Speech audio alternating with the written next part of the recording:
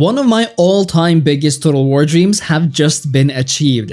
It is so massive, in fact, that it's completely changed my view of Empire Total War, and that is that we're finally able to play this grand, globe-spanning campaign reliably and without issues in multiplayer. That's right, what you're seeing right now is me absolutely decimating my humans players' enemy cavalry. Oh my god, no! They are getting massacred, oh my god. Nobody's allowed to have heavy cuirassiers. Taking his city and assassinating his legendary general. What are you trying to do? Please. No! Oh! Wow.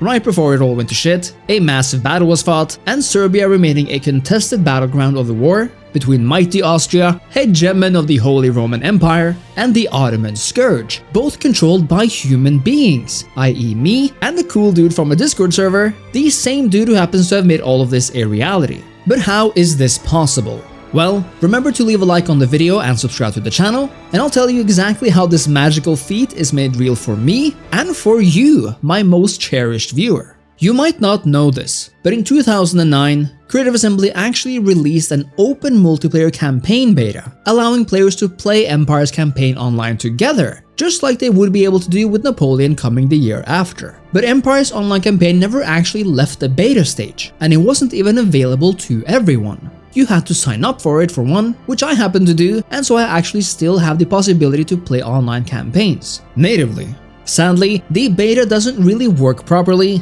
and often ends in desyncs, which makes any long-term campaign virtually unplayable. I always felt this was a massive shame, primarily because of Empire's scope.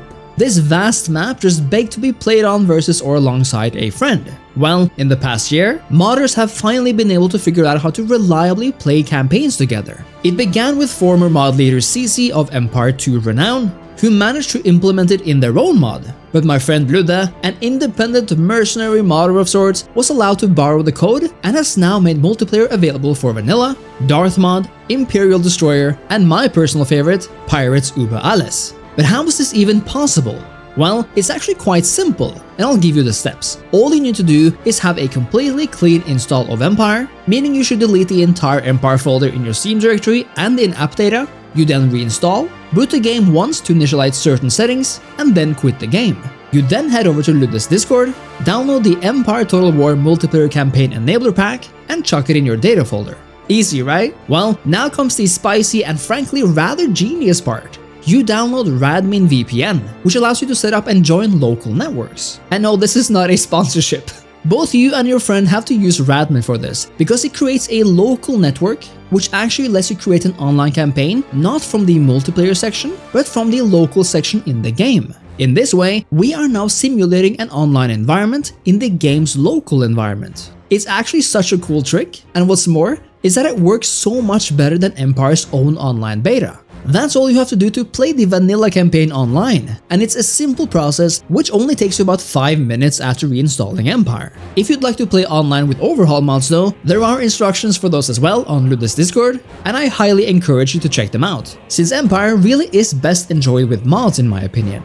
I'm actually completely serious when I say how much this heightens my enjoyment of Empire. Let me give you an example. The year is 1700. The country is Austria, and the position is leader of the Holy Roman Empire. It all sounds so good, of course, and that's because it is. Austria is good. I am good. But life is complicated in 1700. Facing a war with France and an unruly Bavaria in the west, I have my plate filled, but that's not all. A player, Ludde himself, a veteran of Empire Total War and a masterful cheese expert as I confidently proclaim him, as he smartly utilizes his tactics, leads the Ottoman Empire to my south. It's a vast beast, stretching from Bosnia to Mesopotamia. He too must deal with his own troubles, of course, but at this point, even though it's begun its period of stagnation, it's definitely still able to bite. As I tend to my business in the west, Ludde decides to sabotage my one port and a few villages in the Balkans, knowing full well his navy is infinitely more powerful than my non-existent one. Luckily, my trading empire is mostly land-based, but still, it doesn't make my feelings any less hurt. It's clear Ludde knows how to play this game, and that I am a bit worse for wear. Not caring as much about unruly states, he gives Bosnia to the Crimean Khanate, which takes me by surprise since in Empire you cannot simply go through a foreign neutral province without having military access with the owner. I quickly remedy this fact, which now happens to take Ludde by surprise. You see, our main battle concerns Serbia, an important province, since it makes up the meeting place of the Austrian and Ottoman empires. Ludde controls it now, but since he's bound to send his armies forward sooner rather than later, I need to act quickly. My army makes it through Bosnia and arrives in Belgrade, only to find it heavily defended. I take my chances, of course, and so does he. And now comes a major reason as to why multiplayer in Total War is so great: the battles. Fighting the AI is one thing, but going up against a human is a completely different matter, both on the campaign and the battles. Something we'll see time and time again in this campaign. Being the defender here, Ludde was able to set up defensive positions, while I had to advance. He does a lot of this, by the way, lucking with the maps where he has a clear hill advantage. I say, totally not mad when my elite Austrians succumb to a bunch of Ottomans with pitchforks. I mean, come on guys. But this fact highlights something important, a reason why it's just so much better to play these battles and campaigns against a human player. Namely, the human mind's ability to make use of proper tactics. In the first Battle of Munich, the sides were virtually equal in strength, but Ludde had the defensive position. He hunkered down on a hill that even offered native defenses, which would have made it an absolute bloodbath if I had tried to move forward. Trying my best to take out his cannons. Oh, fuck. My cavalry was decimated. It was probably the first and only time in my life as a Total War player that I decided to make a tactical retreat, since I realized the losses just wouldn't be worth it. And since we're playing this battle not just as a standalone battle, but in the context of a campaign, an outcome like this has major ramifications. Of course, humans are not infallible, and certainly not in Empire Total War, and certainly not myself, but also not even Ludde. As I made my retreat, he began to chase me, forcing me to turn about, and now I was on the defensive, on a hill even. It went so badly for him that he chose to retreat, and then something magnificent happened. In the heat of battle, we agreed to a ceasefire. Yeah, you can go back to your retreating stuff. It's okay. I'll be nice and comfortable here on my city. Okay, so we have agreed upon a ceasefire then. So please let your cannons rest. Oh, okay, fair. That's fair.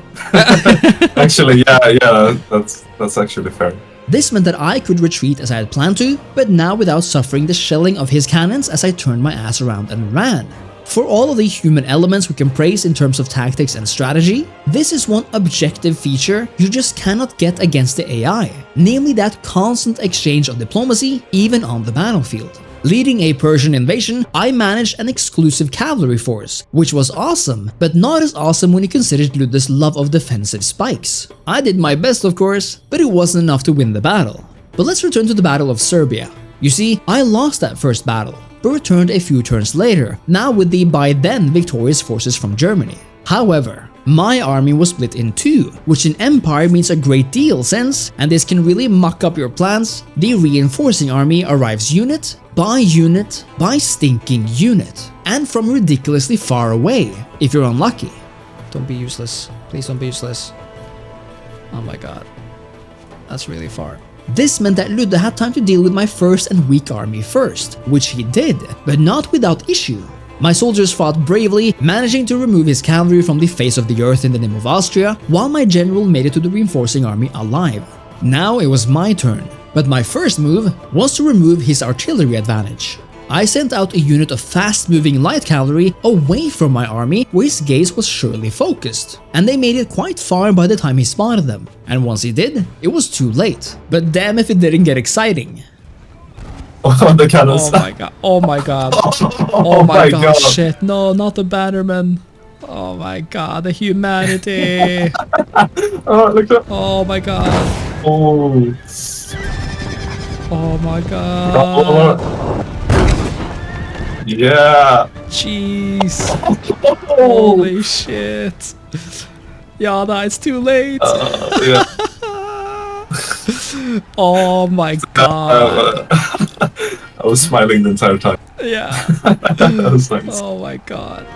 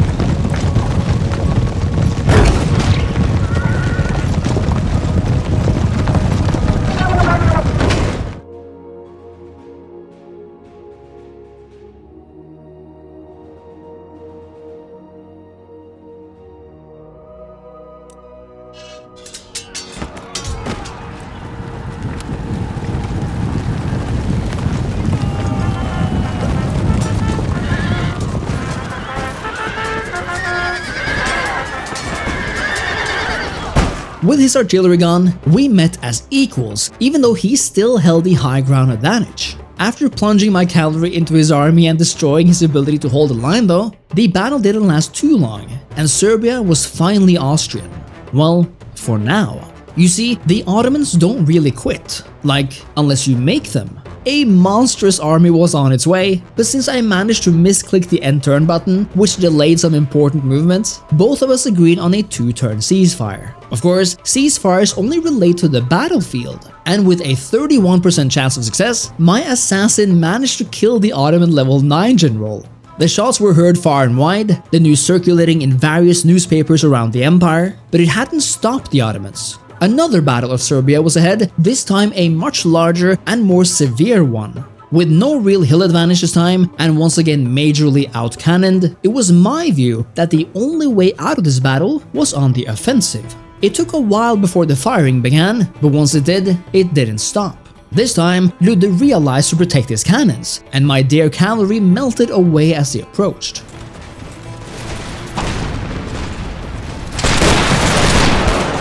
He'd even brought grenadiers to the fight, completely evaporating a regiment where it stood.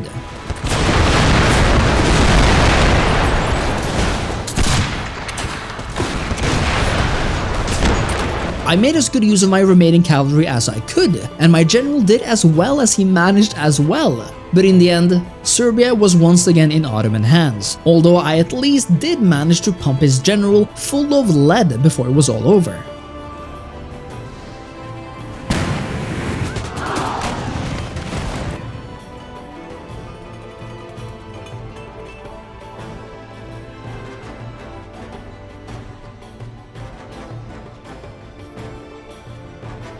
This, the intensity of every fight, the need to use tactics, high grounds, abilities, maneuvers, and how it all connects with the campaign on top, is why multiplayer campaigns are so vital for Total War. Why they are so much fun to play, and how they severely increases a game's replayability, and finally, unlocks their true potential. It's a completely different way of playing Total War games, with the online campaign in particular being a feature I've always wanted to play more of with more people. And now, thanks to the work of modders Cece and Ludde, has this dream of mine finally become reality. I only wish I could play it with more people at the same time. I must say though that if you plan to play Empire Online, you might want to pay attention to the following. Empire allows region trading, does not allow you to, without agreement, venture through neutral territory, allows defenders and some skirmisher units to place down stakes which can be devastating against cavalry, and importantly, which I already mentioned, has an awful reinforcement system, namely one that first, doesn't allow for more than 20 units from one side at once, and second, has each unit enter at a time. Which means that if you can, it's virtually always better to field one full army than 2 halves, especially since you have no idea where your second army might be coming from.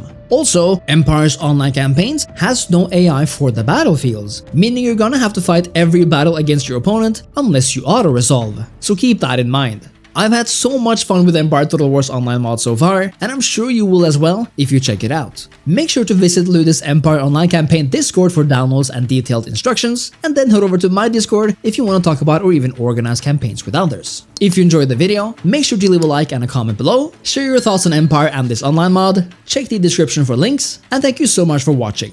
And I'll see you next time. Cheers!